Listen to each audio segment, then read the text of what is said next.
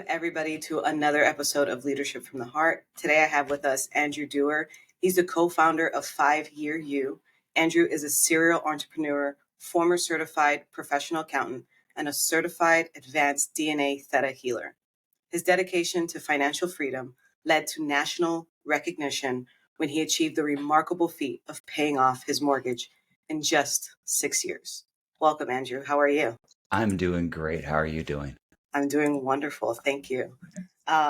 First time we're meeting, which is very cool, very I'm authentic. very excited about it all. Absolutely. This is usually a leadership podcast where we get to talk about all things, corporate leadership, but I am particularly excited to know more about the community that you are leading in 5 Year You. And since I am a spiritual person, I like to hear more about the theta healer.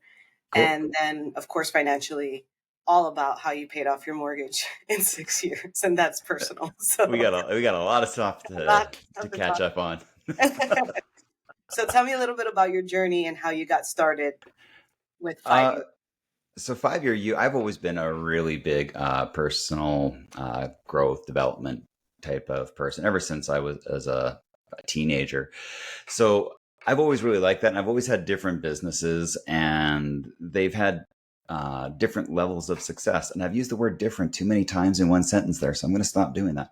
Anyway, I I asked myself a few years back when my whole life changed. I kind of had a midlife awakening, as I like to call it, and I asked myself, what's the thing that I would want to get up and do every morning and be excited to work on and enjoy it, and personal growth just kind of came to mind. And my partner, that we've owned multiple websites and different memberships and stuff like that, we just kind of said, like, this is the thing that we actually enjoy talking about. A lot of things we were doing because we were good at them, or it was, like it made sense business wise. But this was the first time that I kind of thought beyond dollars and cents, and just kind of became more of a personal thing of, like, what happens if I can build something that I want and other people want that too.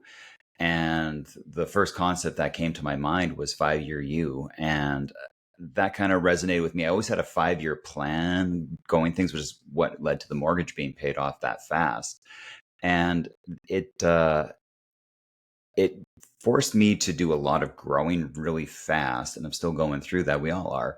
But Yeah. it gave me a whole new sense of purpose to feel like I was growing, not just for myself, but as an example for others um, to see and go, oh yeah, this is kind of cool. This is how this works. Let's do more. Let's jump on this train, because it's a lot more fun when you go together.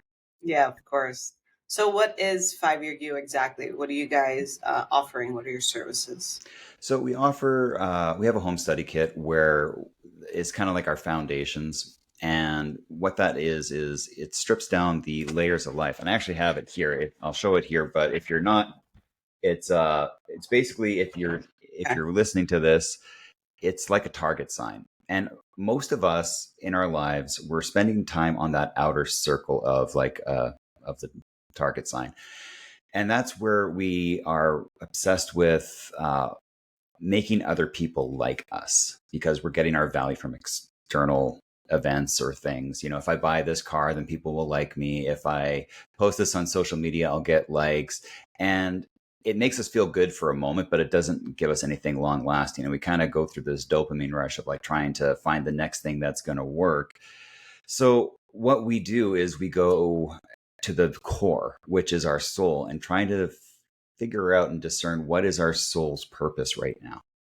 And when you can get to your soul's purpose and go, you know what, this is the thing I'm here on earth to do. This is what's always made sense. For me, it's been a journey to get to this point, but I can see, looking back, how all the steps were leading me to this right now, which is fantastic.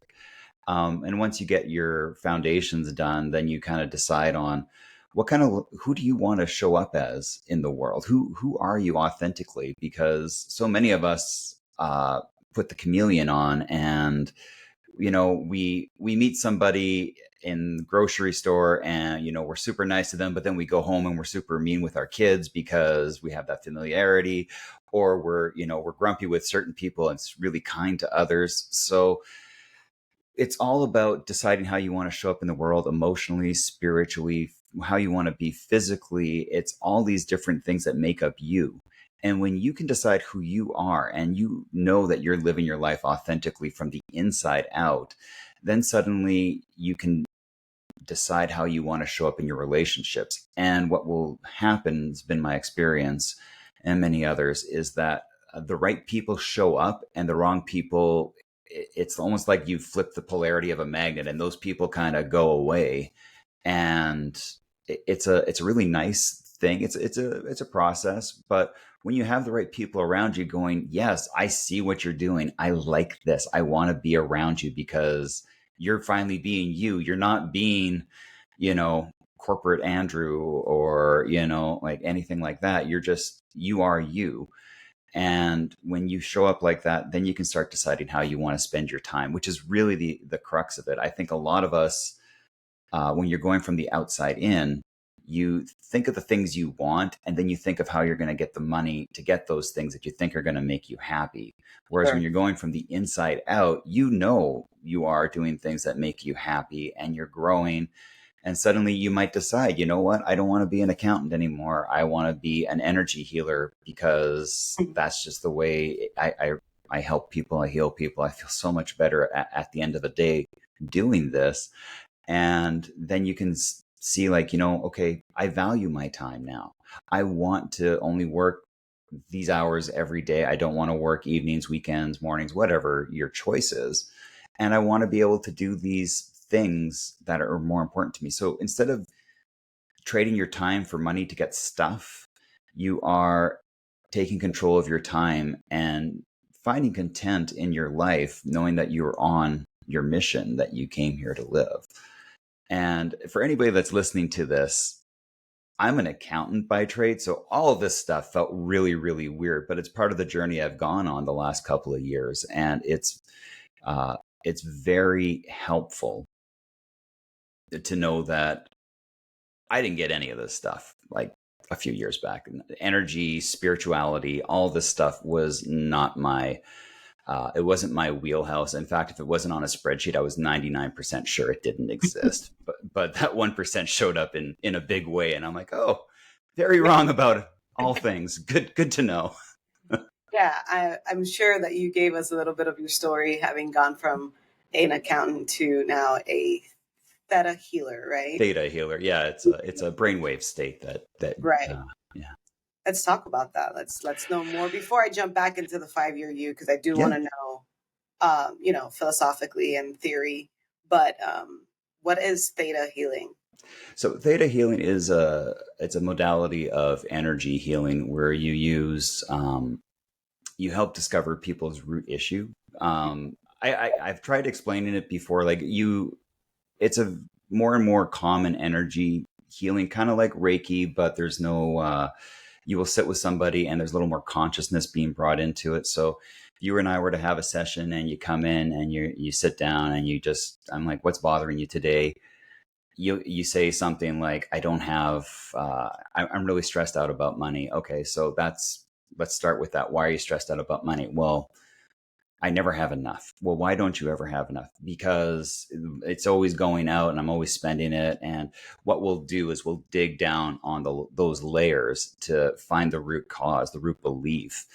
uh, and often the things that will come out of a session like that will be, I'm not worthy of money. If I have money, people will hate me. My family will disown me if I have more money than them.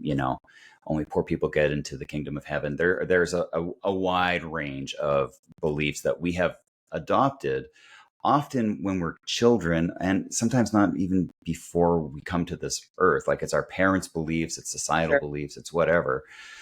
So we once we decide and we do muscle testing to see that's the case, we will download new emotions, new feelings, new worthiness. We will remove the unhelpful feelings and emotions and download new ones. And it's a beautiful process. And then we muscle test afterwards to make sure that it's taken. And sometimes it doesn't, and that just means we have to dig a little more. But often we get to the root cause. And My personal changes in that, like my first theta energy session, I tackled abundance. So I'm coming at this pretty Yes. authentically here. Yeah. And, you know, it's not like it's not a like it happens instantly, but you still have to catch up in the 3D world. So, um, but within a couple of months, I got a call and said, like, you just won a trip to anywhere in the world and with $1,000 spending money. And I'm like, wow. And so changing your energy around things Yeah. is kind of the crux of stuff. And once you can see that maybe if you've been working towards something and you're just not getting there, that's where this type of energy healing can be really, really useful to kind of look at yourself and go, okay, this isn't quite how I want it to be. I keep trying to get this thing or, achieve this or feel this, and it's not happening. And it could be just something like a dual belief where I believe I want to be rich, but I believe rich people are bad. And your mind kind of goes, okay, we'll just stand. We're going to stand in the middle. Then we're not going to go either way because I don't want to be bad. I don't want to be rich. So, it's a fun process, and it's very, very, it's been So, very useful in my life. and so is this done physically at a place, or can you do it virtually? Because I Oh, I heard do you it virtually all the time. Yeah. do it Yeah. virtually. Most of my stuff is virtual. There's no, I mean, in person there's benefits to that, but I find doing virtual stuff is much easier and a lot faster because you can get to me a lot quicker that way. So Sure, sure, sure. Yeah, I mean, energy is felt throughout anything. Like um I'm no longer a believer after COVID that you need to be in person. I, hence this interview right now. Exactly, exactly. Very cool. So I'm a follower of Joe Dispenza. Is this something similar to what he does? Sort of, yeah. Actually, Joe's work is the thing that kind of was the impetus for changing my life. I got to Oh, Google cool. impetus afterwards to make sure I use that word right. But yeah, I started. I don't even remember buying it, but during COVID, I looked on my iPad and I had the book "Breaking the Habit of Being Yourself," and I bought the two meditations and I started doing them every day for a couple of years, and things really started to change within me on a lot of different levels. But yeah, it's what Joe talks about is the energy field and changing that field around you. Right. And when you're coming from the 3D accountant world, like, in the meditations, he's talking about like feel the space Yeah. around your shoulders, and you're like kind of swiping at on like the air. What do you mean right now? Anyway, now, but it's like a muscle, right? You go to the gym the first time, you come out feeling pretty sore, but it's a good feeling, and the more you do it, the easier it gets. But yeah, it's a lot like the Joe Dispenza stuff of just knowing what you want and getting out of your own way is a really, really big part of it. Yeah, absolutely. I think, so many of us are in that in between that you talked about. I want to be rich, but I have this deep seated belief that rich people are bad. And so, therefore, logically, your mind, your ego will stand still because they don't want to take a direction. And so, Yeah. I think that's super helpful in knowing that there are things to help with that. And it's not just continuous, it may just be continuous affirmation, but it is also uncovering what it is that you're thinking about or that you believe to help you uncover that. Yeah, it's a very good point. I mean, we have our beliefs, and one of the biggest eye openers for me as I was doing my training and whatnot was how I would think I knew something, like I knew a feeling of something or what it meant to be worthy or to feel self love or whatnot. And we do muscle testing in the beginnings to kind of before we can kind of tune in, and we use them for our clients just so that they can kind of see the process evolving. Right. And when I've worked with people and on myself, I've seen that like most of us don't know what it feels like to be worthy or to know what it is to be truly loved or to love someone else or love ourselves, because you have to know yourself before you love yourself. And most of us are so afraid of looking in that mirror just a little deeper and getting to that point. But that's kind of the work that you got to do if you want to get to that next level is look at yourself and go, okay, you got gray hair. It's not great, but that's okay.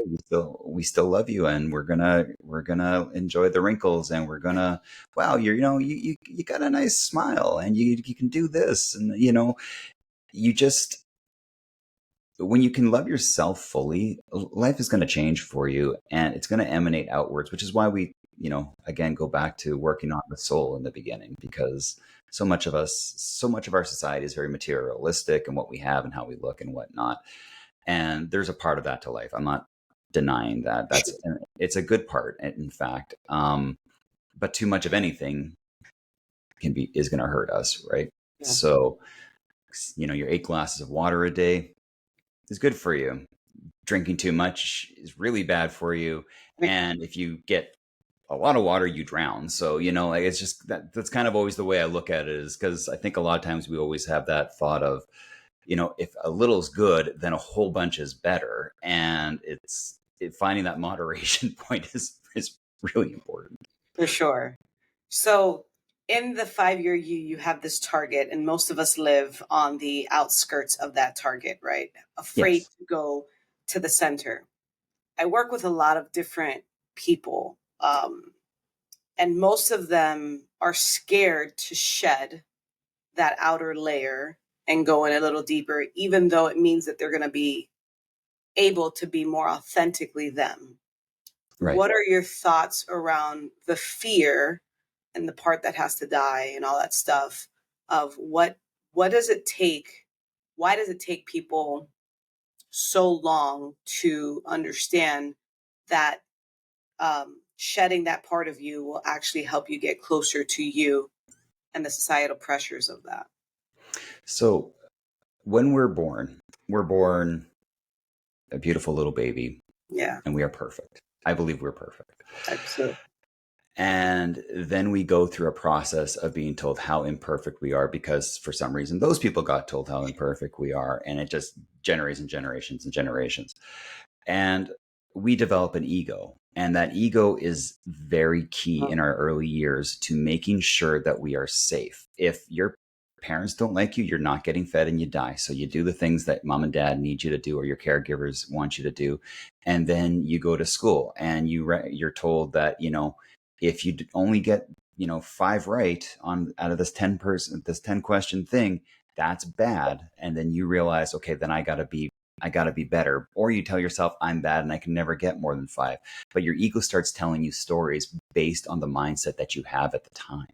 So part of our ego isn't about shedding it. We're not going to. You need your ego. Your ego is the thing that, keeps you alive when you hear a rustling in the For sure. forest.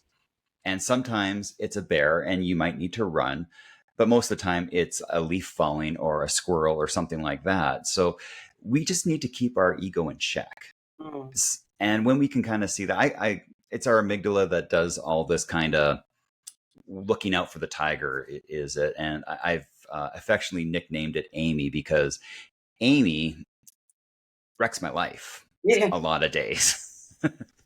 But now that I can name it, I can tame her, and I can see how, like, something will happen and it'll be like, oh, what's that? And it's like, no, it's really not. It's a storm.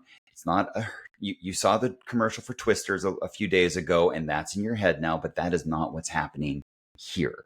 And you kind of just have to learn to say, shut up, Amy, once in a while during the day, just to kind of keep that ego at bay. So your ego wants to destroy everything to keep itself safe. And when Right. you want to go to your soul and discover, like, that authentic life, who you truly are, that scares the ever living poop out of your out of your ego, because it's like you're trying to get rid of me, and I don't want that. So you have to start understanding that you're going to have that battle back and forth. And part of it's going to be harmonizing, and some days it's super easy, and some days, it's a little more challenging. But your ego does serve a purpose. And for the longest time, I vilified the ego. And I think one of my successes has been, like, making peace with it and kind of going, like, when it goes, oh, you got to do this. And you're like, no, I really don't. But thank Thanks. you. Go away now. I will maybe never get to that. Yeah. So But as far as people are looking at, I get the fear. I had it. I lived through it. It's hard. It, to give a little deeper version of my story, when I grew up with an autistic sister, and she's very severe autism. When I was 12, 13, she tried to kill me. And unprompted, just like the look in her eye changed, she picked up a rock and started to walk towards me. And we're talking like a 20-pound rock. And there was no reaching her. And then that created 2 more years of her attacking me all the time, unprovoked. It could be 2 o'clock in the morning. She could walk into my room and throw a book, scissors, a knife, whatever thing she saw and did. And she wasn't in control of that. So 12-year-old Andrew made up a whole bunch of stories about being safe and not being valued and how he's never loved. And I went on that journey with those beliefs. And I spent the next 30 years trying to make myself safe and protected and doing whatever I needed to do to make people love me. And it was only when my health started to deteriorate very badly, and I thought it was food. I went down to a water diet, and it's only then when I realized that I had a lot of I had a backpack full of baggage. And I call it the emotional garage, where it's like I just, something bad happened to me. I put it in a box, put it in the garage, and let it mold. And then I just kept doing that for 30 years because I was too afraid to feel my feelings. So I had to unpack that. And I was really, really afraid, because once you start to do that, you might find out that, the person everybody loves isn't who you are. And that doesn't make you a bad person. It just means that they're really used to you being a certain way. And when you're used to being a certain way, change is scary for people. But you have to be true to yourself. That's one of the hardest lessons I've had to realize. I lived my life for everyone else. And now I'm coming back to it and going, okay, I need to do things for myself first. And it's still a struggle every day. Because you have kids, you want to do things for them. You have friends, and you see them suffering, you want to help them, but kind of acknowledging that everybody's on their own journey is part of my journey. And when we can start to see the world that we are here to serve as a better example by living our best life, we can show up differently. And when we show up differently, other people get permission to live their authentic life. For sure. And that's a big part of it. So, long-winded way to say, you owe it to yourself to be who you are and to kind of just examine those deeper layers. You don't have to. And the worst case scenario is you look at it and you're like, nope, going back to the other way. And you do. Right. That's your choice. There's nothing wrong with that. Yeah, I'd say that I really resonate with, this is the you that receives love. This is the you that has built this life that you currently have. How can I turn Mm-hmm. away from it right now? Although I am, someone is living for other people versus living for themselves. So that resonated a lot. It's Also hard. doing a lot of healing and all the things that you were referencing. And I think one of my biggest realizations last year was that I could be loved for simply being me, right? That I Yeah. didn't have to provide, that I didn't have to, that all these things were just additives that I put on myself, and this Right. added pressure of you only love me because and that's a really dark, sad place to live, because then everybody's only using you, quote unquote, right? When that's Right. not true. It didn't matter how many times, like my wife would tell me, I don't care where we live. I don't care what, it doesn't matter. I just love you. And I would be like, yeah, sure. And then finally, like, it clicked, and I was just like, oh, it's me. Yeah, 99% of our problems are us. But first of all, if nobody's told you, I'm really proud of you for finding that. That's a big one. Like that's life-changing work right there. And Yes. I'm really, it just made my heart warm Thank you. hearing that. So I congratulations. appreciate that. Awesome. So I want to know more about the strategy of 5-year use. So are you guys, you and your partner, Mhm. not committed, but does it take 5 years to get there? Does it? No, so once you kind of know where you want to be, I mean, you can when you're living internally, Hmm. which we all are, but when you kind of take control of that, you can shift how you are much quicker Yes. than saving up for a Tesla on the outside, right? Now, if you still want, if your soul still calls for a Tesla, Afterward. awesome, Oh, right. right? Go for it. Uh, and that's kind of my personal thing. It's like I still like cool things. I still like tech stuff like that. That's part of me. I like new new toys, but I don't need to get new toys to impress people now. I'm getting them for me.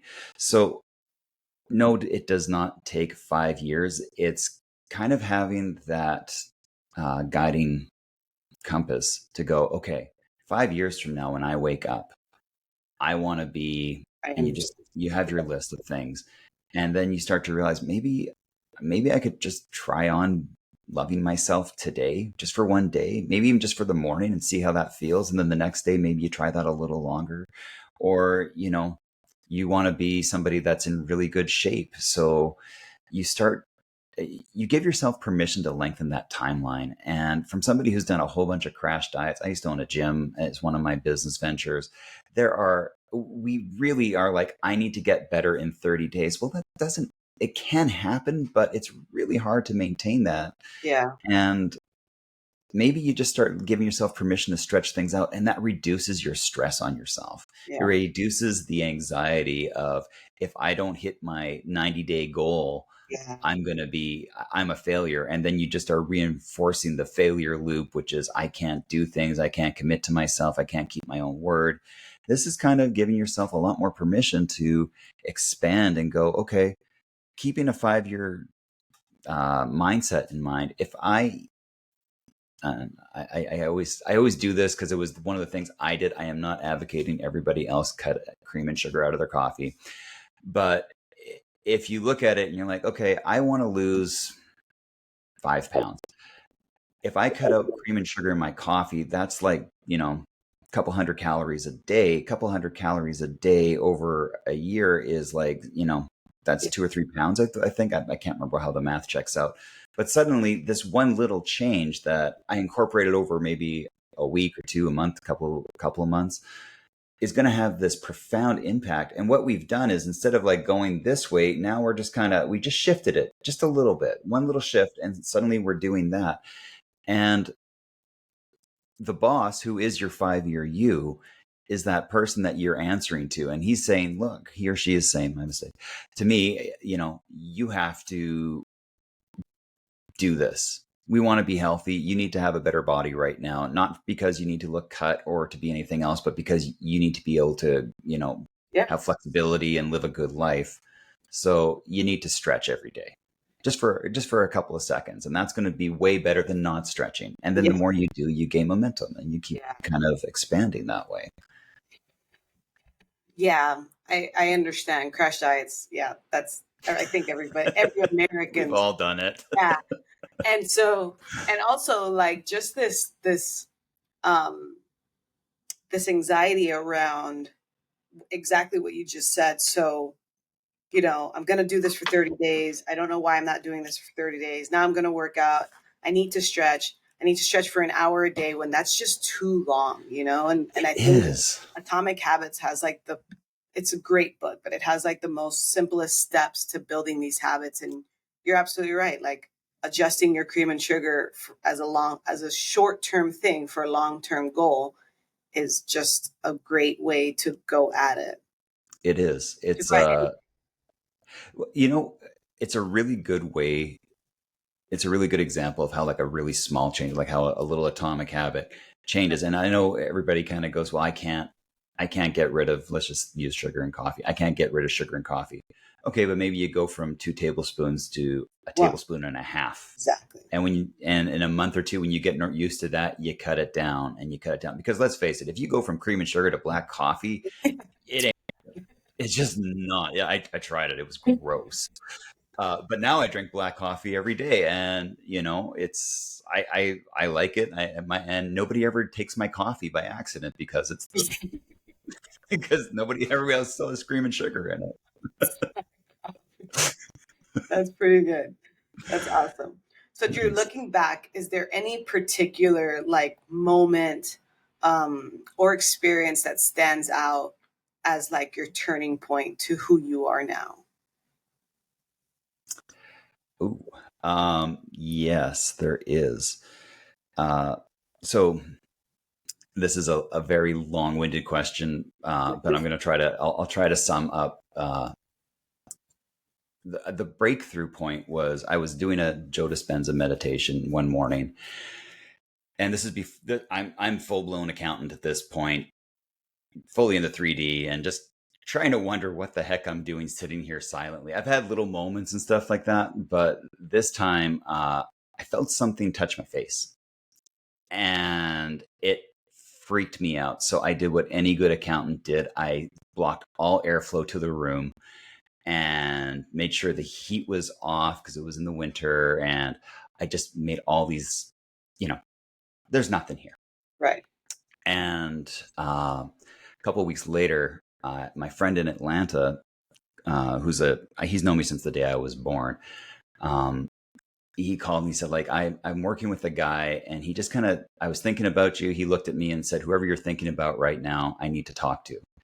And it was me. And so this guy really pushed to call me, and like a good accountant, I did not take the call. I'm like, no, we're not doing this. But at the same time, I'm getting sicker and whatnot. And emotionally, I am breaking down. And I'm like, I'm trying to hold it together and I can't. Yeah. And now every meditation, I'm like feeling something. It literally just felt like somebody was like kind of petting my head. And I'm like, okay. So finally I acquiesced and I took the call, and we're on a FaceTime call. And this guy says, he's like, there's a message that I have been getting for you. And there is an angel on your side. And she is telling you, she knows you very well. You know who she is. And she's telling you, you need to love yourself. And in that moment, I burst out crying. Yeah. And because I wasn't willing to look in the mirror. Like at that moment, I hadn't looked at a childhood picture of myself, and now I have them all over the place.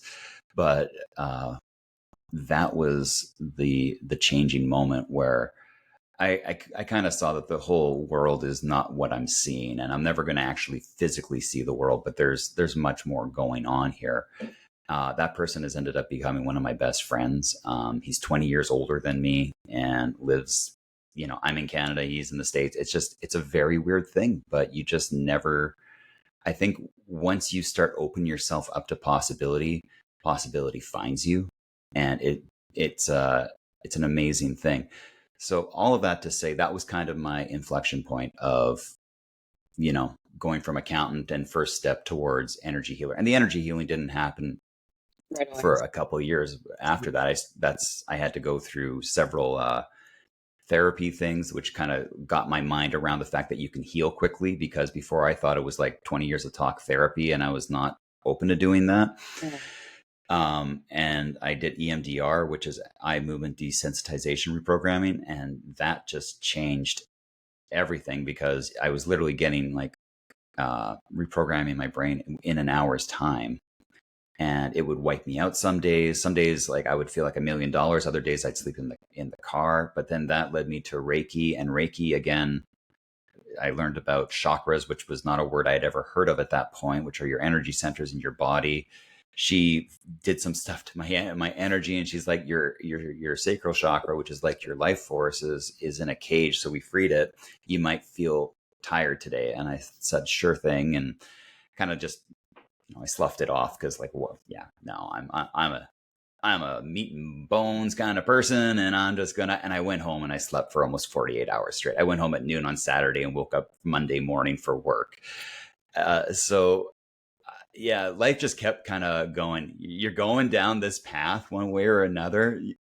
We'll drag you, or you can walk it. And I'm like, okay, I'll walk it. And it's but that was that was the tipping point. And looking back on it now, and the funny thing with those moments is you don't realize them when they're happening. It's only when you get asked a question, you look back and you go, oh, wow, that's so cool. Yeah. So would you say that person who is your best friend now was like your biggest inspiration, or like mentor throughout the journey, or do you have another person that's kind of walked you through and this way? I have several people that have helped me. And my partner with 5 Year You, Kat, she's been amazing through all of this. Because there's been, like, I'm not gonna, before the 5 Year You vision started, there was a lot of hard emotional times, going through divorce and whatnot. Kids and all those things, they're all really challenging. And, as somebody who walks the path, wants to walk the journey and take all the burden off people, that's a really hard thing it's hard for everyone, but it's hard when you're trying to walk multiple people's paths while you're doing it. And I had my friend in Georgia, my mom, everybody. I thought everybody was going to reject me. And uh, I am so grateful for the community that I have right now, because it keeps me going. Right. And, and there's these weird synergies that happen. We all seem to be going through the similar challenges at the same time. We, we all seem to be experiencing these different things in different ways, but it's the same lesson. And when we can talk about it, we're like, oh, that's why oh, okay. Yeah, you're doing this because of that. Okay. This is the thing that we need to learn. My most recent lesson has been to slow down, because as uh, somebody who likes to, I'm a doer, as the name would say. So, I like to do things. And the message I kept getting is like, you need to slow down or we're going to slow you down. And yeah, and they did. And so I'm kind of getting used to doing a more comfortable pace in life. Yeah. And it's driving me crazy a little bit, but that's just my ego doing its thing. And I keep saying, shut up, Amy, we're allowed to watch Netflix tonight. And it's good. It's really good. Yeah, that balance of doing and resting, it's a real thing for people who are so used to just doing. I'm a doer as well, like, human Always good design. to meet a family member. Yeah. Generator, just give me the task and I can, I'm a leader as well, but Yeah. I can get like stuff done, and so Yeah. whenever I get the same message to slow down, I'm just like biting and waiting It's for permission. hard. I often Absolutely. say I need to have two holidays. I need the holiday to stop and then the holiday to enjoy. Yeah, that balance is funny. Um, so, what piece of advice would you give someone who is a certified accountant right now, living in the 3D world? Basically, earlier in your career. You don't know what's going to happen. No, honestly, if because I still know a lot of accountants. Obviously, you don't kind of go through that. My reality was that as I was going through this, everybody's walking their own journey. So I wouldn't go to an accountant and go, "There's energy around you, and it's just and there's more than just money to life." Because I wouldn't have, if I said that to myself 5 years ago, Uh, I wouldn't have bought into it at all. But if I heard somebody who came to me and said, "Do you ever feel like there's something more to life than this?"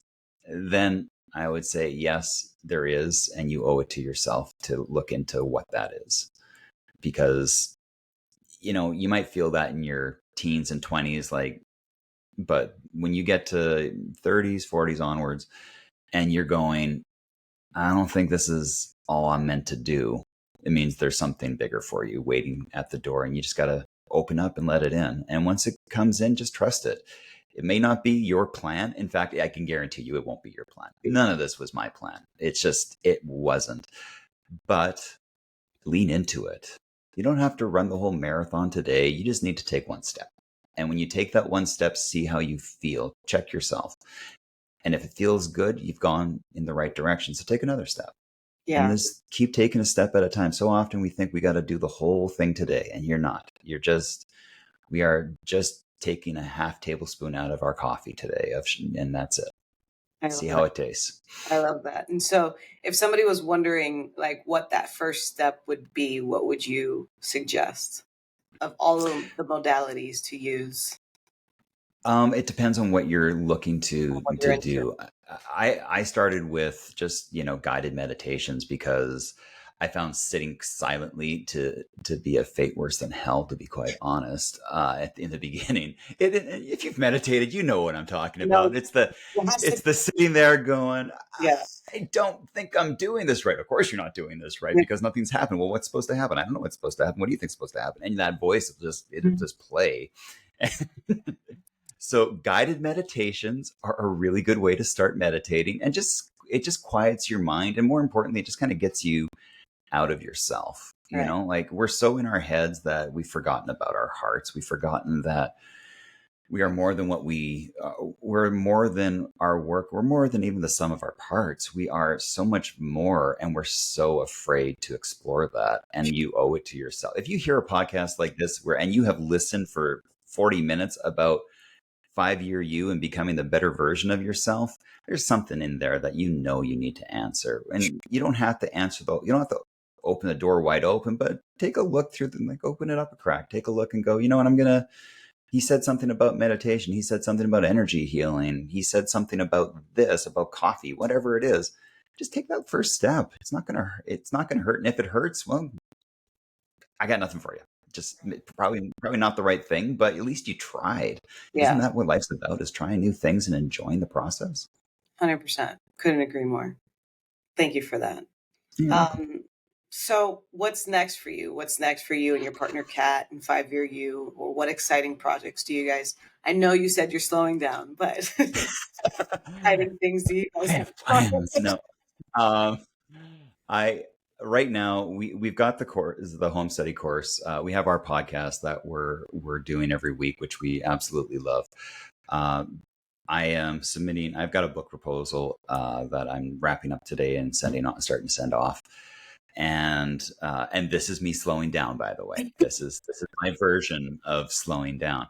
Um, I really want to build this business, and I want to help 1 million people. That's my big goal.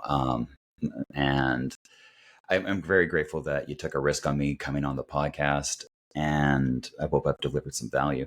But my steps right now are to get people into the program and start doing the coaching and the energy work around them.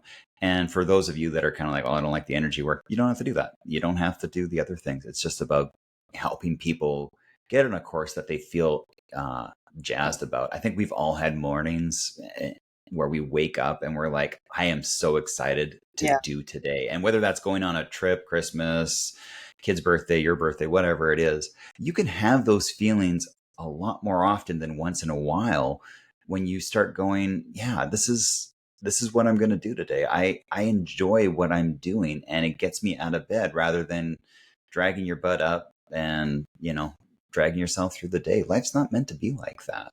yeah. And the only reason why it's like that for you is because you needed the contrast to live a better life. And once you start living that better life, you're going to be somewhat grateful for the other stuff in the past because you'll realize that it was setting you up for today.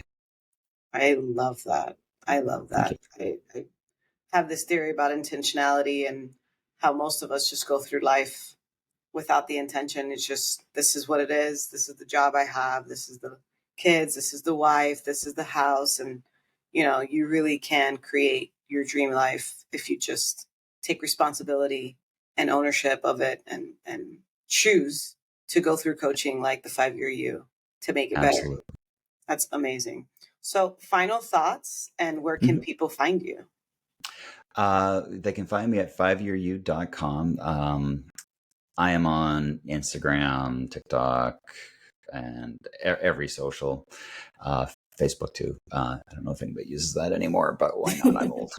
Uh, and LinkedIn. And yeah, my final thoughts are I want to know the intention that you are setting, because when I'm talking to somebody, I'll pick up on inflections in voice or just something.